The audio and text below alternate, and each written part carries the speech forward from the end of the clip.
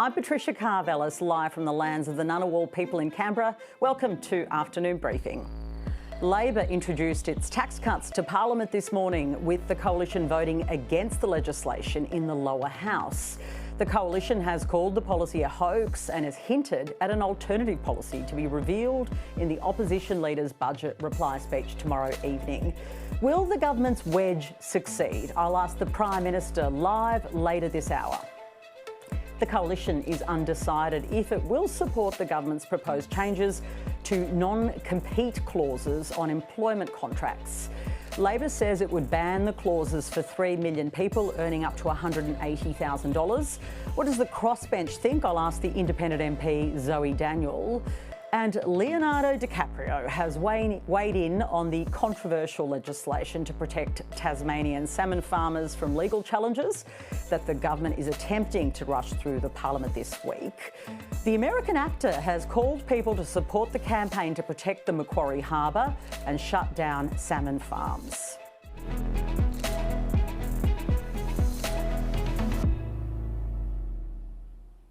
As we mentioned in our headlines, the government passed legislation for its budget tax cuts through the House of Representatives this morning in quite a hurry.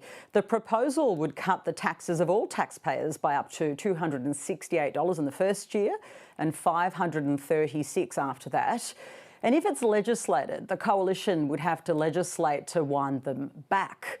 Now, the Treasurer, Jim Chalmers, got up in the House this morning targeting the coalition over their decision to oppose the cuts.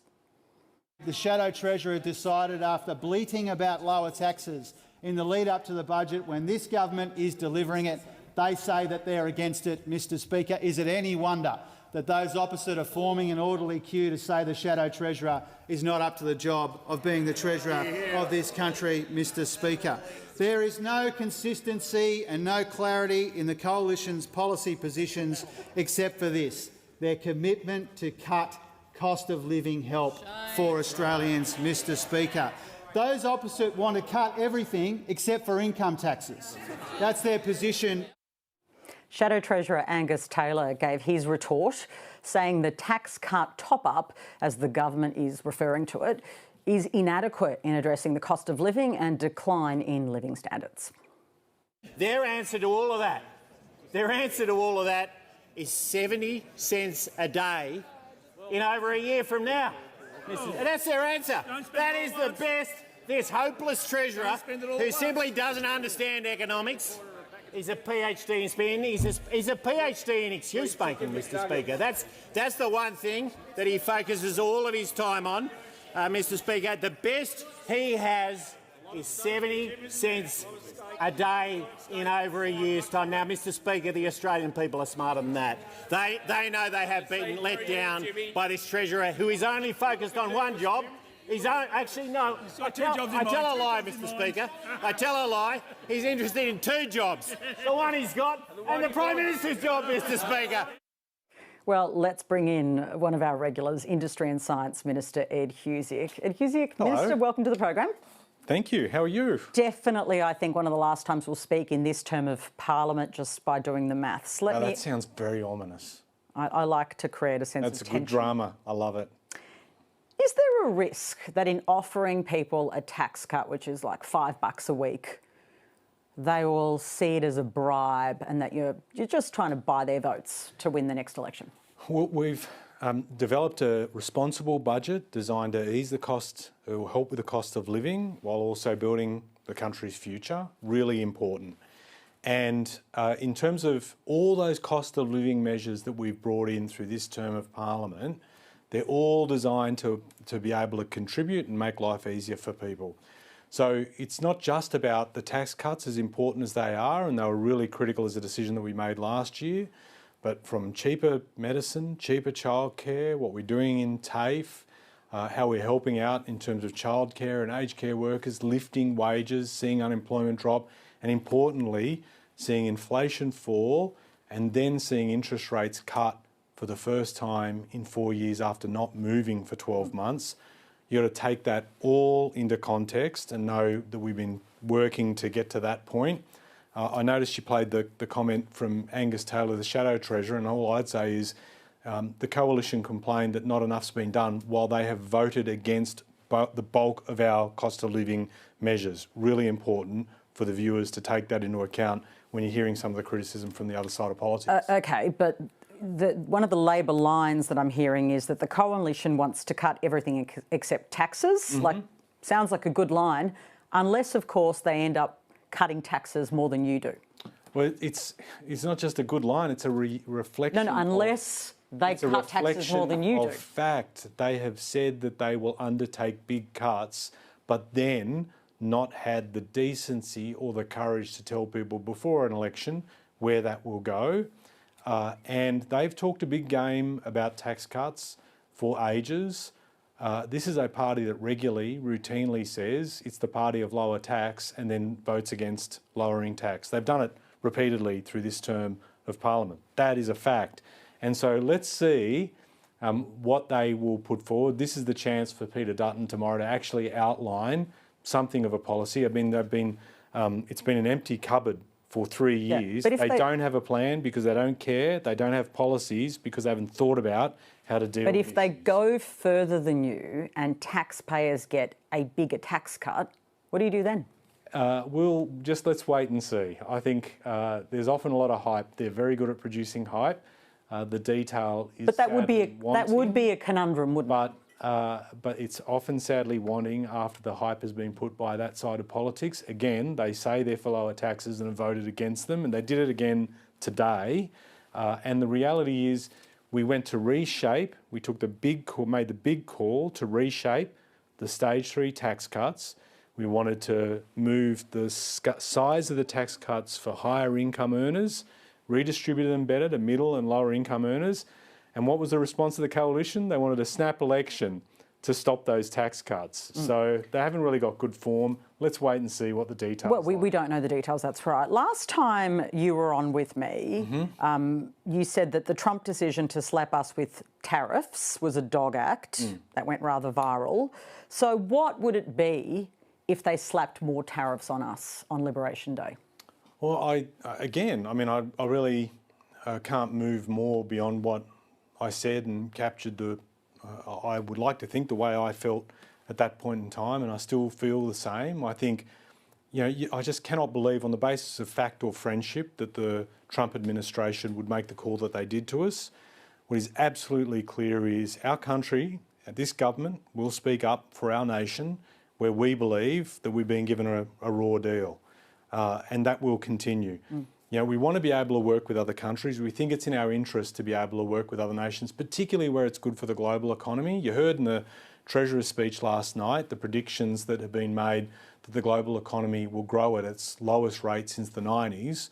So that's a call for governments across the world to do the right thing to lift the performance of economies, and slapping tariffs on won't deliver that, won't help in that regard. What happens, though, if they decide that the GST, for instance, is an issue that is being raised in the US, and they decide that our GST means that they will slap tariffs on us, and that happens during an election campaign? How does that transpire?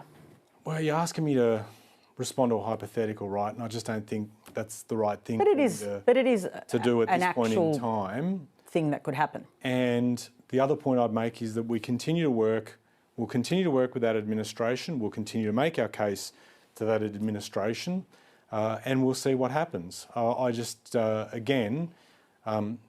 think from our perspective, we want to be able to have a measured response, but also a strong one if the national interest is not represented by the decisions made by a country that we consider a friend. And we believe, and we keep making the case, that given how many times we've stood side by side with the Americans, they should be reflecting on that. And at a time where there is a contested global environment, I think that speaks for something as well. But again, I just don't think we should shirk our responsibilities. We should speak up. I did that a few weeks ago. Others have done likewise. We are not going to take a backward step in representing the country's best interests. Bill Shorten says they need to feel some pain, right? They need to feel like we might respond with reciprocal tariffs. How do we send a message that's more than just colourful language, although I quite like colourful language, but beyond that, that has a consequence. Well, how that could I possibly comment on using colourful language? Well, I know you can't afternoon possibly briefing? talk about that, but what would that look like? Should we have that in the back pocket? My big concern, I understand governments will obviously prioritise their nations. We do it, others do, they're doing it themselves with their America First policy. But you've got to be able to get the balance right between, delivering for your own people while also recognising the world is connected. And being able to work with other countries is important. And it delivers much healthier economies, stronger nations. And the reality is that there is that, and the other reality is that the more we work closer together, we deliver benefits for everyone. And if you can't get that, you'll work closer with other countries. And I think, from our point of view, we've been through this before. We've seen this script where one country will seek to act in a way that's against our interests. We saw that with the Chinese government years ago. That forced us to think differently about where we send our products, the economic and commercial cooperation that we need to set up with other nations. That's going to be really important, and I reckon that will be the case here, where trade diversification will be really critical. And I think it'll require us to work closer within the Commonwealth, particularly within our cousins. Our Canadian cousins have said elbows up, and I reckon there's something in that for us. It'll require us to work even closer within our own neighbourhood within Asia. And it'll force us to work closer with Europe and the UK as well. And I think there's a path there. There'd be a better way to do it with the Americans on board, but they're making their calls. But again, I think we need to represent our interests. They've been sending out these voluntary questionnaires to unis. I'm and to so the glad CSIRO. you've mentioned this. Well, I've got to say, I was going to ask you about the CSIRO voluntary questionnaire that you talk about. Yeah. I find that chilling. Do you? Well, I just can't work out how CSIRO scientists are working with their colleagues in the US to better manage invasive species that affect farmers, so that both farmers here and then the other side of the Pacific can do their job better. And if you are seriously going to say that you would pull funding from us based on the answer to some questionnaire and ignore the benefit, that is like, there's no way you can explain away, the Is it foreign utility interference? of that. No, well, look, we set up agreements with other partners. The CSIRO works quite closely with the National Science Foundation in the US, and we've had great working relationships, mutually beneficial. But I've got to say, they cannot, we're not going to have a situation where our scientists are pressured into what we might be doing on, say, for example, diversity. From my point of view, having a diverse workforce is important. We have big jobs that we need to do.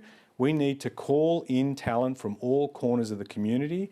If there are artificial barriers that are holding back women or unrepresented groups from making a contribution when we need them to step up and perform a job that'll help the country, I want to tear down those barriers. And this is not ideological, it's practical. So we should be standing up for our DEI policies. Well, I think we should stand up for policies that are making a meaningful difference in giving people a part to play in helping the country be stronger.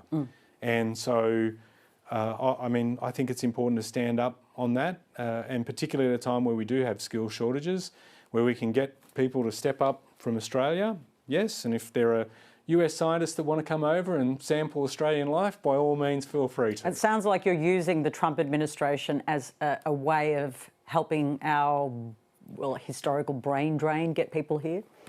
There are a lot of things I can do in my life. There's an impossible task of trying to stop you from making your interpretation, so I'll just leave you to that. Actually, reflecting on that didn't sound as good as it should be, but you get the gist. I totally got you. Thank you for joining us. Do you like the badge? By Australian. I noticed it, actually. By Australian. Yeah. Okay. By Australian folks. I will work on that. Thank you, Ed Husic.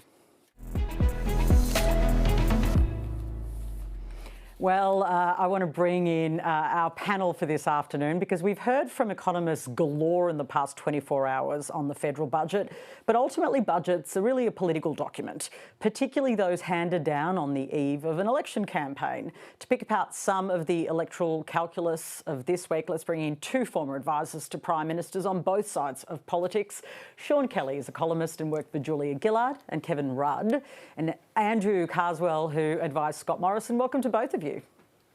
Thanks for having us. Quick thoughts from you first, Sean, on Jim Chalmers' fourth budget. Unusual to do four, but he got the last one in. Does it put Labor in a good position going into this election? Look, I think it does. I always thought that all of the kind of inside the beltway discussion about having a budget with its forecasts of years of deficits and debt was a little overdone. I always thought it gave the government a little bit of a chance to tell its economic story again. And, to the extent that it has an economic story, I think this budget did a pretty good job of that. I think this is the best way to read the tax cuts that were delivered. They're not really going to convince any voters to support Labor on their own. The amount of money involved isn't enough. But what they do is allow the government to talk about the tax cuts already delivered, allow them to talk again about the cost of living relief that they've delivered. That is one way to think of them, a very, very, very expensive way to allow the government to talk about the existing tax cuts. And then there is obviously the government challenging the coalition on this, and the coalition unusually saying, Andrew, no, we're not going to vote for these tax cuts, which is a little strange, right? Well, I think it was a smart decision because we don't know what's in the budget and reply speech on Thursday night. They could go very much well beyond what this is. This is a very meagre offering. It's a fiver, as you said before. It is 77 cents a day. So it's not much in the way of an offering. So there is an opportunity here, and I think this budget is a perfect opportunity, a launching pad almost for the opposition to really detail not only their own plans for the economy, but also to pick apart what they see as a pretty weak and ill-disciplined budget.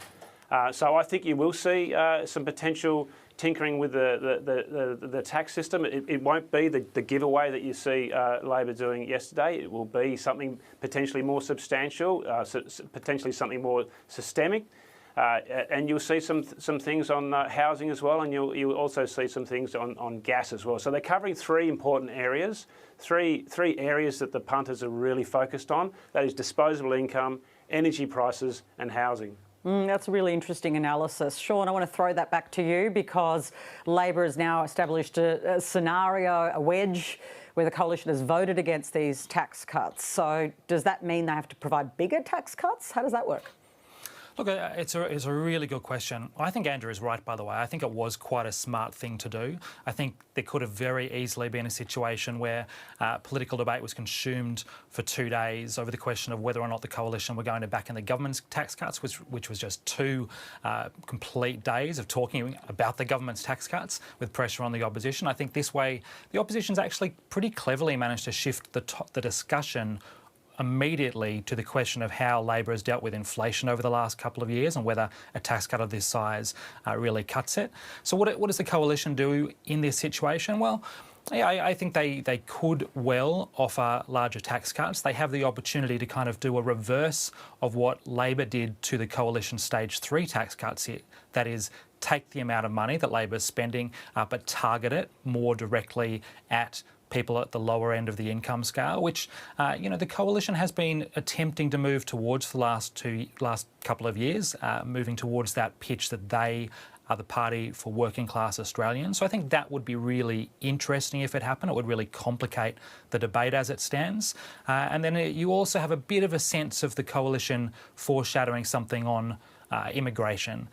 There were a couple of questions in the Parliament today about migration numbers, so I wouldn't be surprised, especially given things that have been talked about over the last couple of years, if Peter Dutton dipped back into that well. That's really interesting. Andrew, you mentioned housing already, but we've got all of the hints. I think David Spears described them on Politics Now, our podcast, as kind of breadcrumbs throughout the day that housing will be the centrepiece.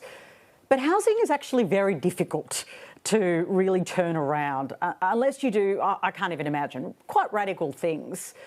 Are they going to be risky in your view and do something quite game-changing and radical? Well, it's got the signs that will be the case, but you're right, it is a hard policy area to nail, particularly from a federal point of view, because there are state issues that need to be crossed over there. So it really is a supply issue that needs to be fixed here, and it is awfully difficult to fix. If it was so easy, it'd be fixed already, and we'd be seeing the type of supply that's to meet the demand. So I think you will see something of substance. This is more about the politics, though. This is nailing an election campaign based on this message. It may not be the most purest thing you'll see from a policy sense, but it is purely designed to show that it is listening, it is hearing the concerns of the public. Yeah, that's interesting.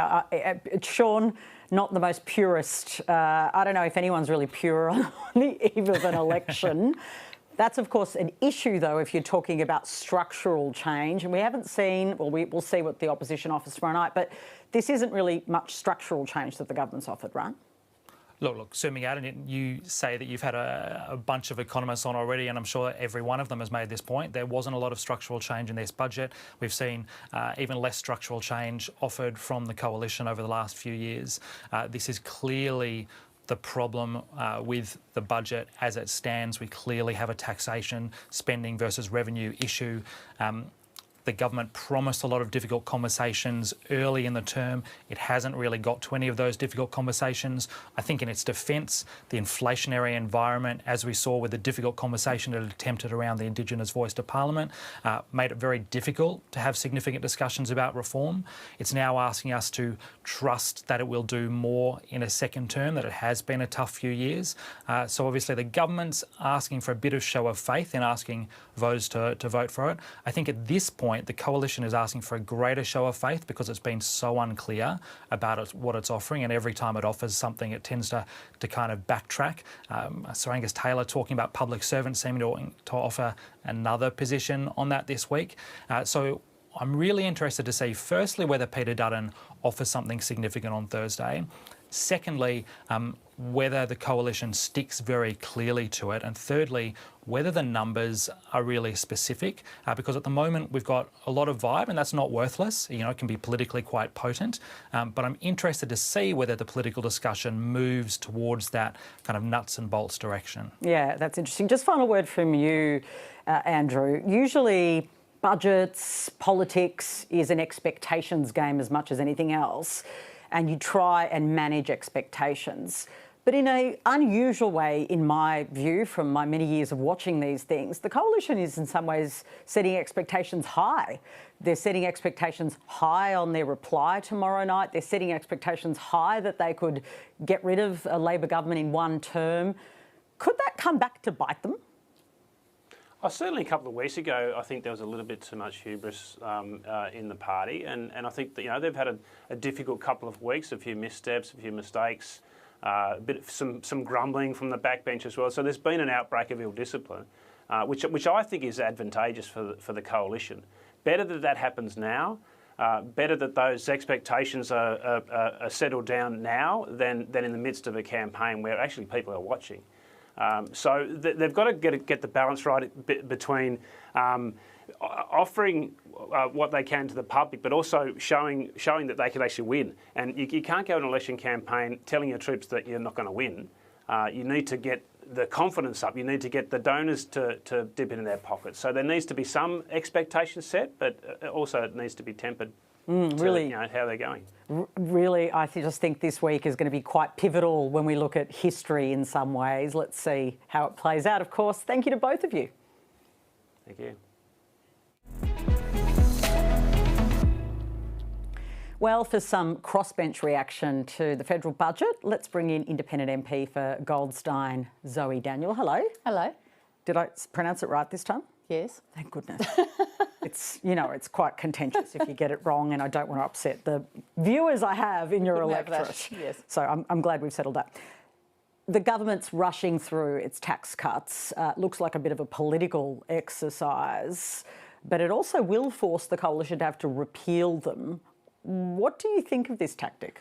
Look, I don't love forcing it through in a day. It's bad practice. It's not very effective oversight. And obviously from a crossbench point of view, and I think I don't usually speak for my colleagues, but I think on this kind of thing, we all just think don't do it that way. Rigour needs to be applied to legislation. It's very blatant, ahead of an election to force this through and then wedge the opposition. It's very self-evident why it's happening. But I don't think it's a really appropriate approach. Okay. There's now, it seems, maybe a bidding war potentially on tax cuts. Is that good for the country? Look, I don't think a bidding war on tax cuts is great for the country. I do think a bigger conversation about tax is good for the country. And actually, this budget is a good jumping off point for that, because what the government's done with slightly altering the lower end tax brackets goes some way to reducing bracket creep for those people, but that will be reabsorbed by inflationary impact over the next few years, and they'll be back to the same position they were already in. And this goes to arguments that I and some of the other independents have been making about indexing bracket creep, but also this much bigger picture issue around the fact that we are far too reliant on income tax in Australia. We can't continue to be. We need to review all taxes in order to broaden the tax base and change the tax mix. And there's no big structural change in this budget, or indeed in either party's policy position on tax. Now, of course, I know you're quite exercised, and I'm glad to see it on the Four Corners story on childcare and the childcare industry. There's been a bit of avoidance, I think, at the national level because of the regulation happening at the state level. It's our federation is the issue. But there are recommendations before the government. What do you think they need to say yes to now? Look, I think that one good thing about the Four Corners story was that it exposed some of the really negative behaviour in the childcare sector. It's a really complicated sector, and it's also a sector that is really in need of reform. I'm one of the key proponents for universal, high quality, accessible and low cost childcare, and what I'm prosecuting is the idea of a commission which would have teeth to help oversee the state regulation of the industry, but also to, in effect, redesign and implement early childhood education and care.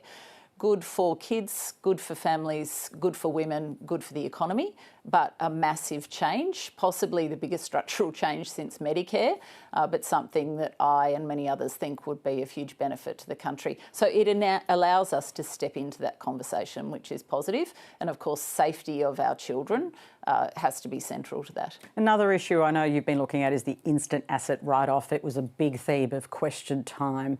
The government's blaming the coalition for not passing this one-year extension. Again, blame games are quite boring, but it hasn't passed. That could extend it, but it's not permanent. What do you think needs to happen? So there's a flip-flop that's happened where basically it went through the House as an instant asset write-off of $20,000. It was amended in the Senate to $30,000. It came back to the House and the government said no, and it's stalled. It has to go through because small businesses who've spent the $20,000 are now in a position where they might not be able to write that off. And obviously if the Parliament's dissolved this week, that then just falls over.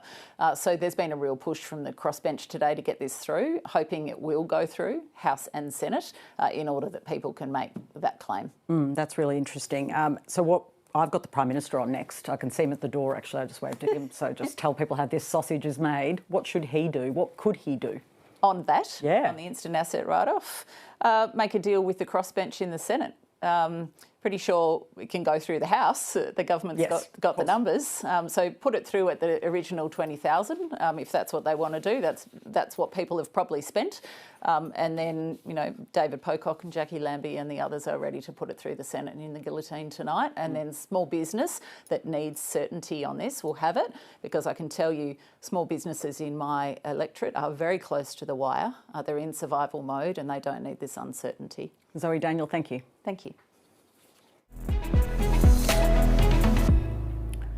Well, I think I gave that away. The Prime Minister is our next guest. He'll be making his way into the studio in a moment. But the other biggest legislative story this week has been the government rushing through legislation to guarantee salmon farming can continue in the Macquarie Harbour in Tasmania, despite protests from environment groups. During Senate debate today, Greens Senator Sarah Hanson-Young took their fury over the legislation to what is a really new level by bringing in a dead salmon into the chamber. Take a look. On the eve of the election, have you sold out your environment credentials for a rotten, stinking extinction salmon? Extinction salmon. Senator Hanson-Young, remove the prop from the chamber. Well, back on the tax cuts, opposition leader, the opposition leader and the Prime Minister Peter Dutton have been really sparring about that this morning. Responding to the reading of the tax cuts legislation, the opposition leader attacked the government for its debt levels and accused the Prime Minister of wanting Australians to be grateful for their economic management. Here he is. This Labor Party has racked up $1 trillion of debt. Wow. $1 trillion. And they're saying to Australians, an average family who is $50,000 worse off under the last 3 years of the Albanese Labor government, they're saying to them, be grateful, be thankful, because 70 cents a day is coming your way in 15 months' time. In 15 The Prime Minister, Anthony Albanese, is my guest. Prime Minister, pretty exciting to have you in the studio. Yeah, it's good to be here. I love a face-to-face interview. You've made my day. If your tax cuts start in 15 months, what's the wild rush? The crossbench says we can't even scrutinise this. It's far too fast. It's very clear. It's building on the tax cuts that we passed last year. We want to provide certainty going forward. That's why we believe we clearly have had a majority in the House of Representatives. We'll put it through the Senate so that people can be certain. What this does is provide over $2,500 to average taxpayers. Importantly, we've designed it to help people who most need help. People under $45,000 were not going to get a cent. They now will know that they get 3 lots of tax cuts going through. These will apply, of course, during the coming term as well. You'd remember, unlike this isn't something like the former government that had 3 stages that went right across multiple terms of Parliament. This is sensible reform, and it's also in the context of the other measures we have, the energy bill relief, the cheaper medicines, the cheaper childcare, the tax cuts for every Australian, but also wages increasing as well so that people are able to earn more and keep more of what they earn. Okay. 10 deficits in a row are forecast and debt is almost at $1 trillion. Do you think the current level of government spending is sustainable? When we came to office, Patricia, you'll recall that there were deficits forecast until 2061. What we did was hard work to turn the $78 billion deficit into a $22 billion surplus, followed that up with another $15 billion surplus, and the deficit that we announced last night is almost half of what was anticipated less than 3 years ago. So we've done hard work to deliver savings, more than $95 billion of savings during this term of government. We have reduced debt by almost $180 billion. And the bottom line on our watch is $207 billion, better than what was predicted under the former government. Accepting your argument about it being better than what it would have been, do you have a plan to make it even better than that? Because we are relying on borrowed money over the next 10 years. We work each and every day, Patricia, to make a difference. We've handed down 4 budgets during this term, the first time that's happened since the 1940s. But we have shown responsible economic management. Our cost of living relief has put that downward pressure on inflation as well. And getting inflation down without having a spike in unemployment and while dealing with cost of living relief is like landing a 747 on a helicopter pad. But we've managed to do that. We are turning the corner. And today's inflation figures again showed a further decrease in the inflation rate. That's certainly welcome. So do you expect the RBA to cut rates next week? Well, the RBA is an independent body, and you know the drill there. I know the Patricia. drill, so let's not waste people's time, but the idea that people would need more relief, do you think there's a case that people do need more relief? I don't think the RBA need my advice. The RBA will make their decision independently. What my government is responsible for is making sure that we act responsibly. We've done that. Inflation had a 6 in front and was rising. It peaked at 7.8. It now is at 2.4. It is in the lower half of the RBA band that they wanted to see, between 2 and 3. And that has been due to the hard work that Australians have done. There is a lot of extra spending though, and absolutely some people would be very happy about some of that extra spending. So I don't want to argue about the different points of the spending, but you do have to be able to afford it. We have a structural deficit. So do we need more reform to change that, what's coming in and out? Well, we of course are a reforming government, but have a look at where the expenditure is. Medicare urgent care clinics, another 50. What they do is take pressure off emergency departments. So yes, there is an expenditure, but it reduces the bills in hospitals. It costs a lot more to have someone sitting in an emergency department than it does to get their arm fixed if it's broken, or to get stitches in an urgent care clinic. And 1/3 of the people who've been through urgent care clinics, and more than 1.2 million people have been under the age of 15. They're people's kids falling off a skateboard or a bike. They get fixed straight away. All they need is their Medicare card. So that's important investment. Similarly, our education investment. What could be more important than delivering on the Gonski reforms? We've both been around a little while. It's talked about for 15 years. You longer, but yes, it's been a long time. We have delivered it. First talked about 15 years ago, identified what's the school resourcing standard to give every young Australian an opportunity. What that does, it feeds into productivity, workforce participation, skills. A lot of it will growth deliver of the future. absolutely positive results. I don't think there's much contesting some of that, but you need a tax base that can pay for it. But you're not looking at the tax base. If you're a smarter country, if you're giving people the skills that enables them to have a better opportunity in life for themselves, but importantly as well, make a stronger contribution to the economy. Free TAFE, 600,000 Australians have been through. What that means is more carpenters, more electricians, but also more nurses, more carers in aged care, disability care, childcare. It boosts economic participation as well. And that is what we have designed. Everything that comes before my cabinet and our expenditure review committee process. We go through, it's not like a tick and flick. We go through, is this contributing to the economy? Will this make a difference? Okay, there are other ideas that have been circulated for a long time, and some of them are gathering quite a lot of popularity, something like negative gearing. Now, obviously there's ways you can do that, which is less contentious. Is it worth having conversations like that with the public about a broader way of changing the way we tax? Well, the key to housing is, of course, housing supply. So I just want to cut back to it. You don't think it's worth looking at? Well, it has been looked at and it was voted on by the Australian people. Yeah, it was a while ago. Not that long ago, Patricia. 2019? Not that long ago. The world has changed dramatically since Not that long ago. And people were clear about their opposition to the changes at that time. At that time? Now, what we have done is concentrate on supply, because everyone says, anyone who looks at the housing affordability issue says the key is increasing supply. So we have our Housing Australia Future Fund, increased public and social housing.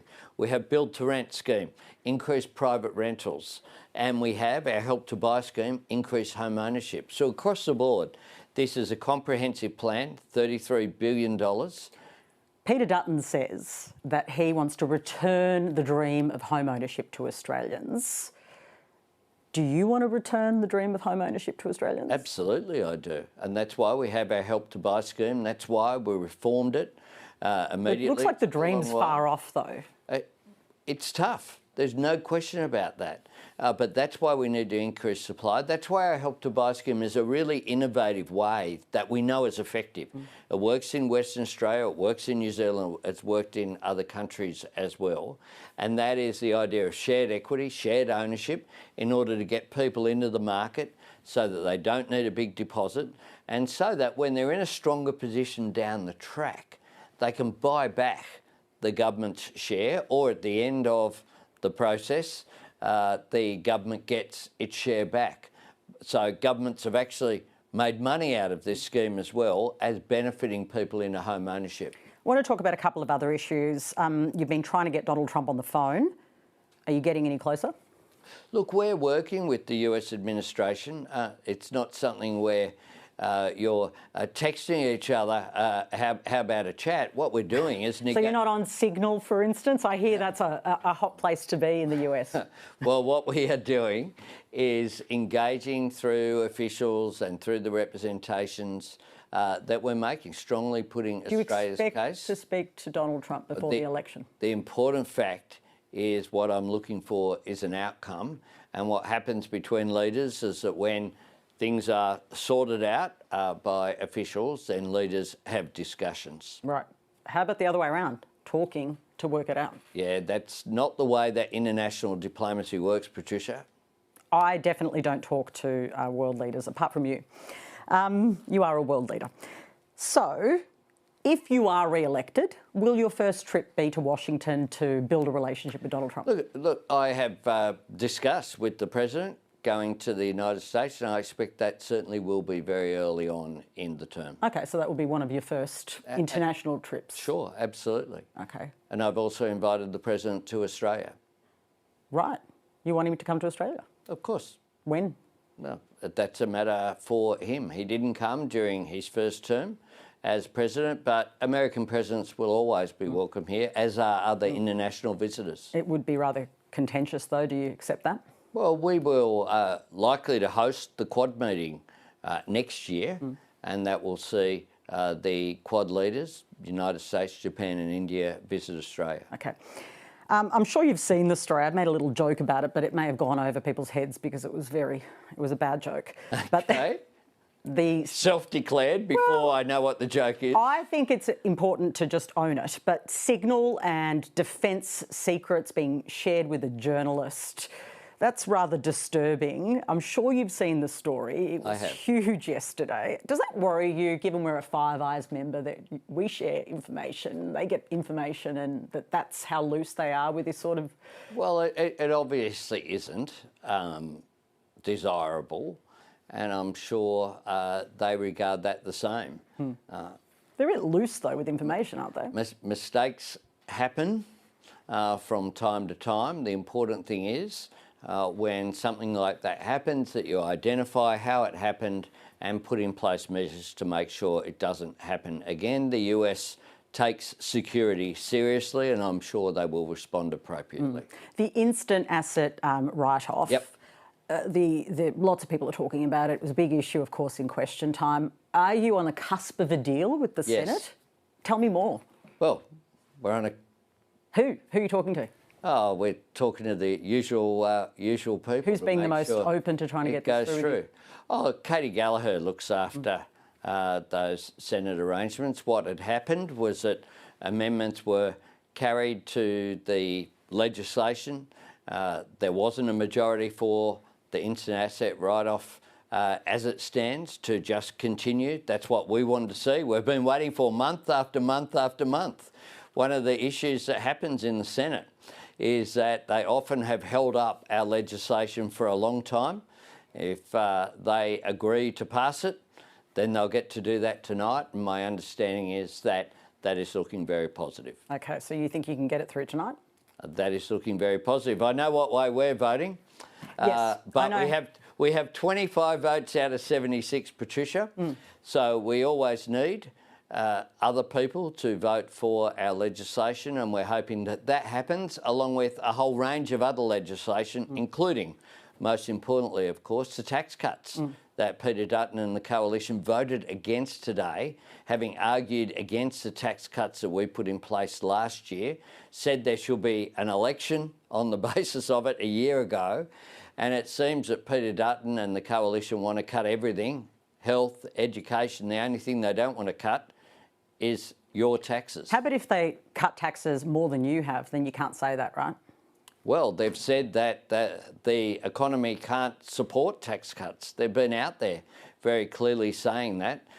They have argued against our tax cuts. They're fine to have people on my income and perhaps your income getting a tax cut, but it seems to me that they didn't want the 3 million Australians who are in that band of under $45,000 to get a tax cut last year at all. They would have missed out completely, and they'll miss out completely if the Coalition gets its way. Prime Minister, just a couple of really quick ones. I know you have to go, you're a Prime Minister, but just on things that I personally have been watching for a long time, one of them being the Makarrata Commission. 5.8 million was given to establish it. I went through the papers, I couldn't see a reference. Is that still budgeted for?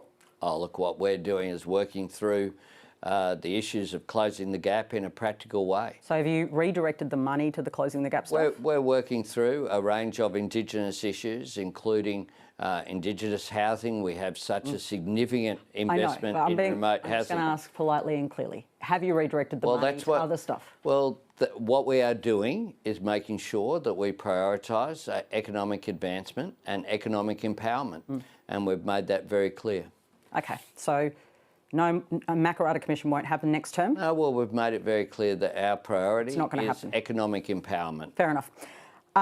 Just on something that it's my own state, I'm in Canberra, but Infrastructure Australia says the first stage of the suburban rail loop isn't viable.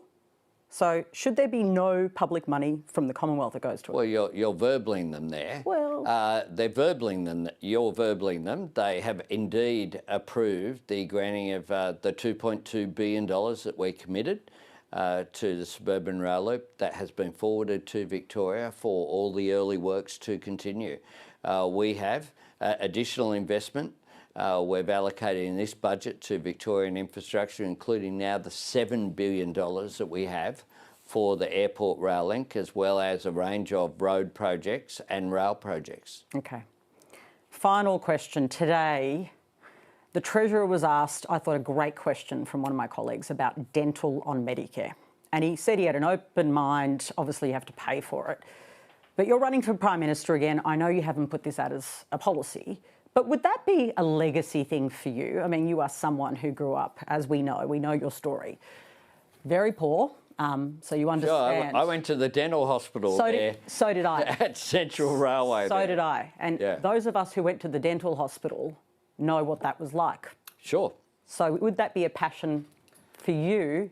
I know you can't promise it, Prime Minister, because you haven't gone through the process, but I just want to get... I've got a big agenda. I want to get the vibe from you. Is that something you'd be passionate about? And I'll tell you what my vibe is. I don't determine new policies on afternoon briefing. Wouldn't it be good? As much as... Well, it would be good for your program, I'm Fantastic for my program. What we're doing in terms of health, whether you look at the tripling of the bulk billing incentive, the Medicare urgent care clinics, the biggest women's health package that Australia has ever seen, a comprehensive plan including cheaper medicines.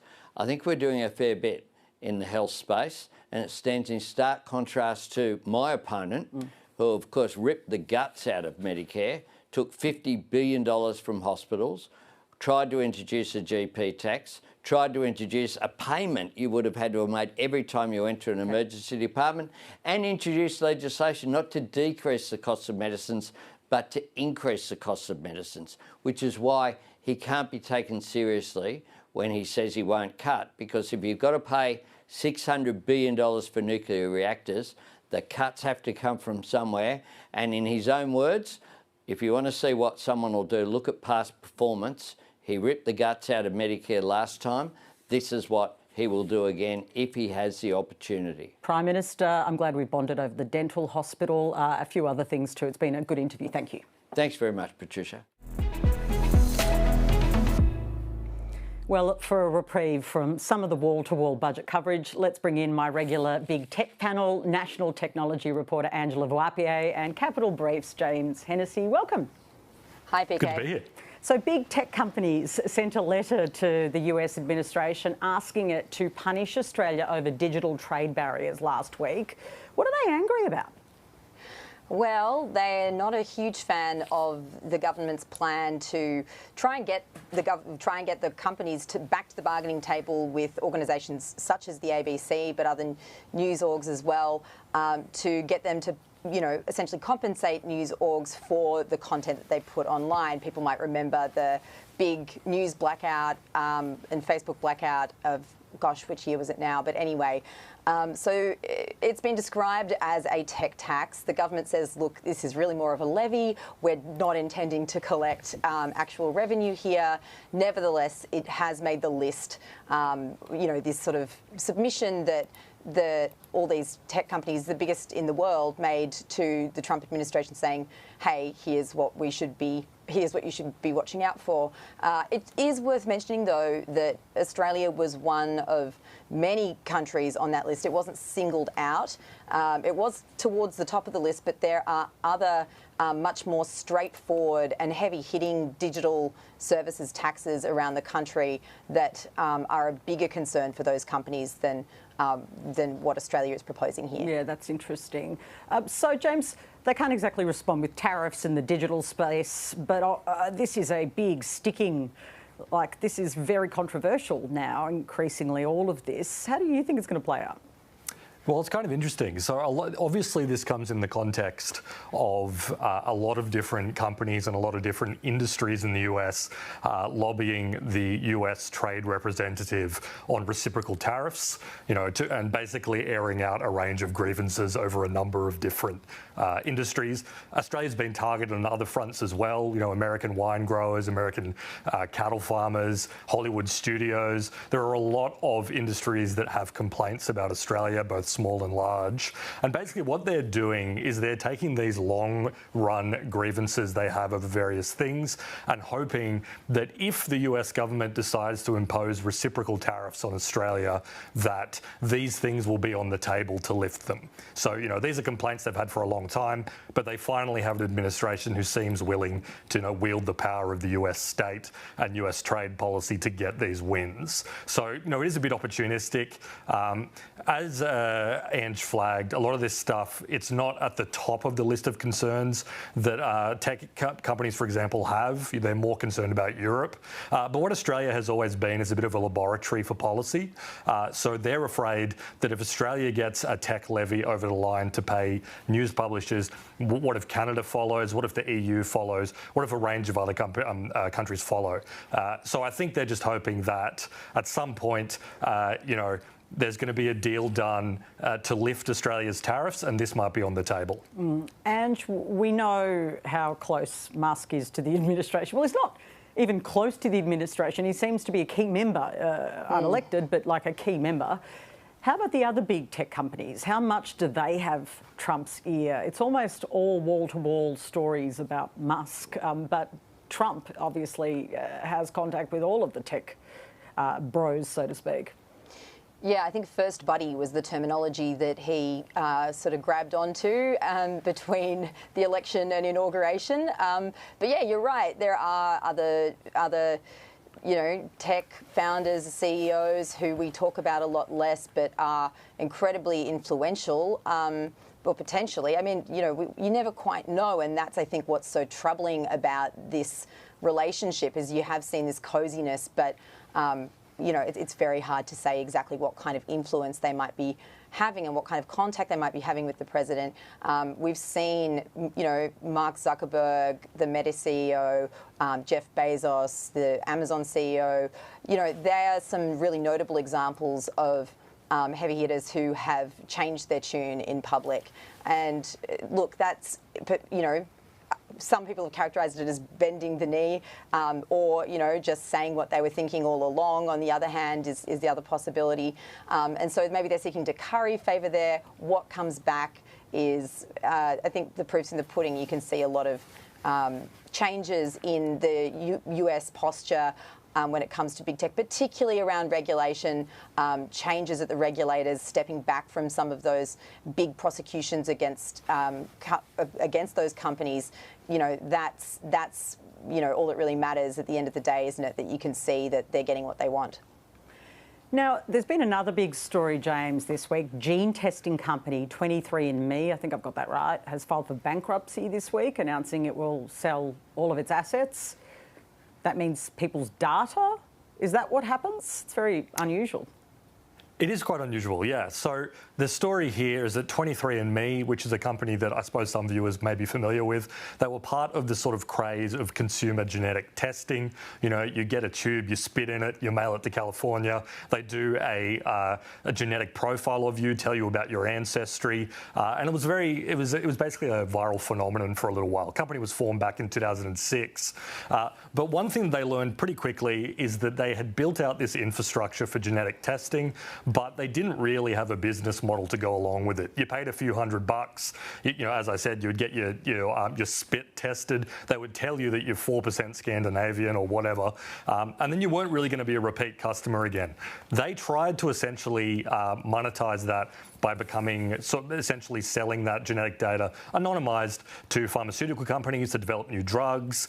They tried to get into that game themselves. It didn't really work. Now they're sitting in bankruptcy proceedings, as happens to many tech companies. But the difference here is, of course, that this is people's genetic data that is sitting there that could potentially be bought up by private equity or some other purchaser. So people are sort of understandably concerned that something so, private and where the consequences are not really known is sort of sitting there on the open market. You know, it's a bit of a simplification, but there's obvious privacy concerns.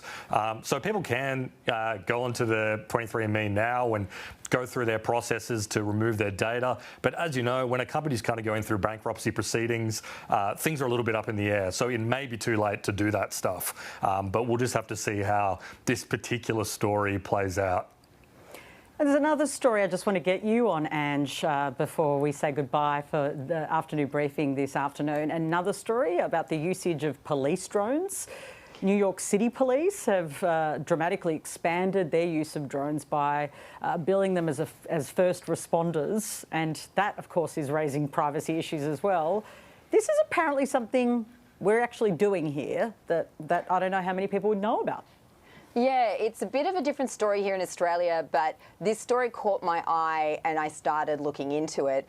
What's happening in New York is the NYPD is using drones to answer 911 calls effectively. So, a petty crime is reported, or the house party next door is too loud. You call the police. Perhaps it's something much more serious. They will send a drone because the drones can, they're not going to get stuck in traffic. They can travel 70 k's an hour when they're really kind of zipping along, and they will hover over the scene and film, but not just kind of that area. They're filming a much broader area, so you can see where the privacy concerns come in there. They do delete it after 30 days, but you can imagine that has people jumpy. And that's about 100 drones, but they're responding to thousands. Of course, they're really using it and saying that it's, they like it a lot, the NYPD. But back here, I wonder if maybe we've got a couple of drones. The New South Wales Police Force alone has a similar number of drones, and that was back in 2021, so they may have even expanded that fleet. I should say they're not using them in first responder scenarios at this point. Okay. They are using them in other contexts, search and rescue and surveillance things. But interesting nevertheless. Very much out of time, but thank you. And that's afternoon briefing. But today, stay with us here on the ABC News channel. Joe O'Brien is up next. I'll see you tomorrow.